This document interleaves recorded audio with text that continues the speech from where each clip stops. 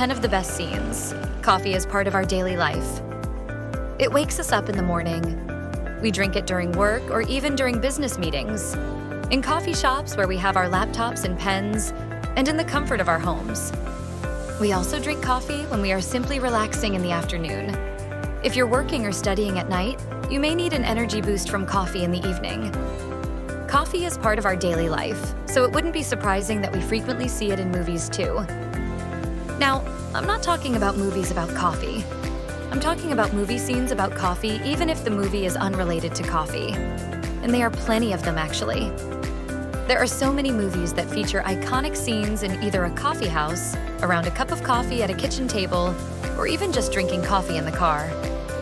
We are sharing 10 of the most iconic coffee scenes from movies that we all know and love. 10 best coffee scenes. The Usual Suspects, 1995. If you are a detective, what could be more dramatic and iconic than dropping your cup of coffee after realizing that the person you were questioning was the very person you're looking for? Kaiser Soze himself. As Kaiser Soze managed to escape the detective, Agent Kujan was in shock. So shocked that he dropped his creamer-filled cup of coffee to the floor, eventually dropping it to the ground. Of course, the drop itself is very dramatic. Slow motion, slow music. You can see and feel the shatter of the cup and the coffee spilling on the floor. That's one of the classic coffee scenes in our movies. The Lego Movie, 2014. There are two things to look at here. First, if you're a fan of Lego, then the movie will most likely resonate with you. After all, seeing your favorite childhood toy build things and move the way you probably imagined for your own Lego toys is just purely fantastic. The coffee shop scene is a reflection of one of the most well-known facts about coffee shops. They're expensive.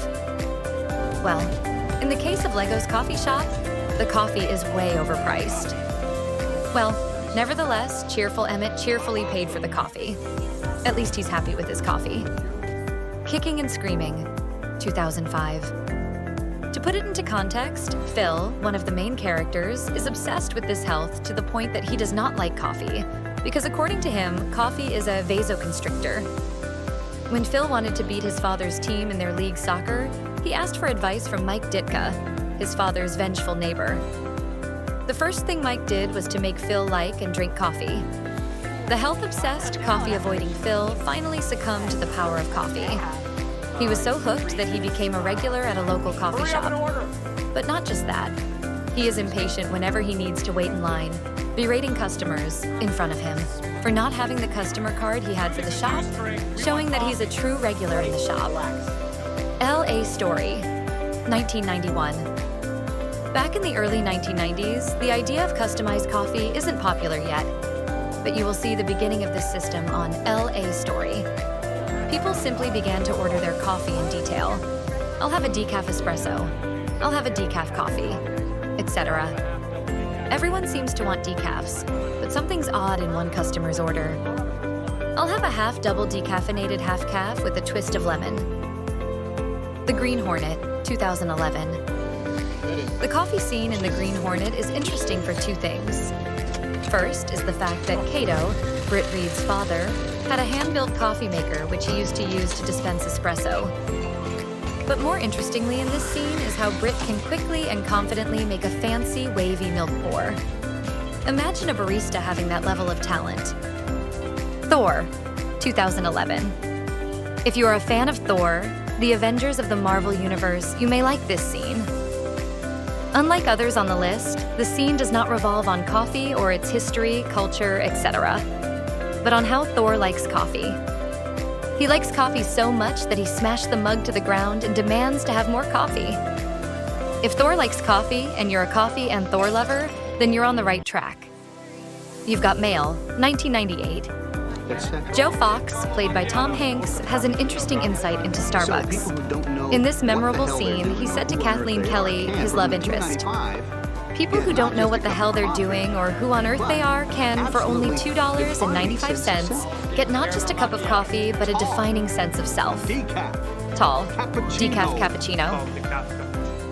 Honestly, there are many ways to interpret this scene. The way I see it, it's all about how we connect our identity to our coffee. It is one thing to call ourselves coffee lover. It's another thing when we express our love for a particular coffee, such as espresso or cold brew. But it's a whole new level if we debate over which coffee is better, when in fact the taste is purely subjective. Glengarry Glen Ross, 1992. If you're into sales, you may appreciate scenes like this.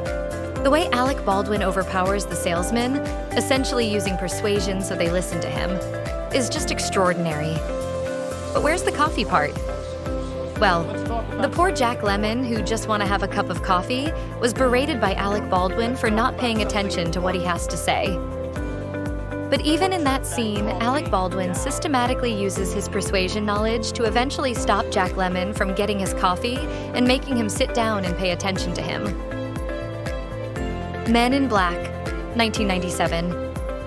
In the scene, Agent J asked Agent K if he wants to have some coffee. Agent K declined the offer, so Agent J proceeded to get a cup for himself. However, instead of being made by a human being, the coffee turned out to be made and dispensed by worm-like aliens. "That's not decaf, isn't it?" asked Agent J with contempt. One of the worm-like aliens responded, "Viennese cinnamon." Well, we all know the theme of the movie Men in Black, but perhaps the moral of the story is, know where your coffee is coming from. Aside from that, the scene is quite hilarious. Last but not least comes the iconic coffee shop scene from the movie Elf, 2003. The scene takes place when Buddy the Elf is walking down the street in NYC and sees a sign for the world's best cup of coffee. Not realizing it was hyperbole, he runs into the coffee shop and says, "Congratulations, you did it." The cafe goers, totally bemused, just looked on as Buddy praised the cafe owners, who clearly did not make the world's best cup of coffee.